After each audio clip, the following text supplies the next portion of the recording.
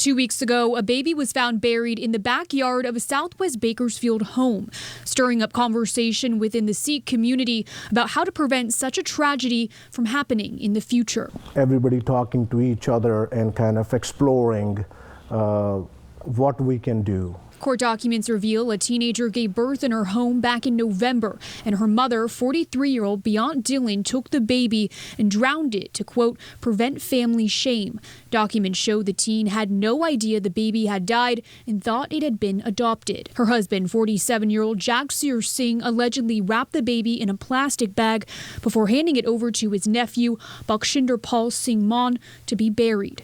Now, the Sikh community is finding ways to cope after tragedy. Mandeep Singh with the Sikh Writers of America, encouraging parents to be open with their children. Pretty sure there can be certain families who have a communication gap maybe, that they're not able to talk to each other. However, he says it isn't necessarily the Sikh culture that prevents that open dialogue from happening.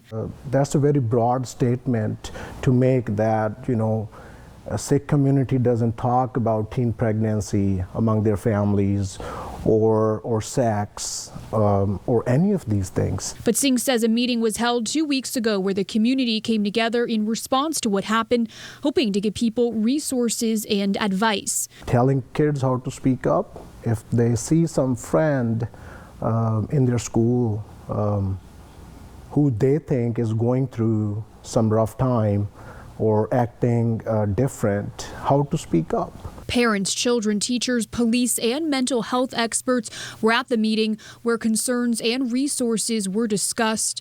Somebody, if they need something in their life, if they're going through stuff and they don't know what to do, how we can make sure that we provide all the resources they can use. Singh says one of the big takeaways, they talked about creating a hotline for people in the Sikh community. So some people who want to talk to somebody who can speak our language, which is Punjabi, I think that would be a good step. Singh also addressing some of the negative discussion in the community surrounding their culture and this incident. That is not anybody's culture, to be honest. Or no religion or no culture teaches you to commit any crime or any bad stuff. Now, Singh says they plan to hold another meeting in the future to open the dialogue even more. He says now the Sikh community's focus is the victim and her brother. In studio, Emma Lockhart, 23 ABC. California.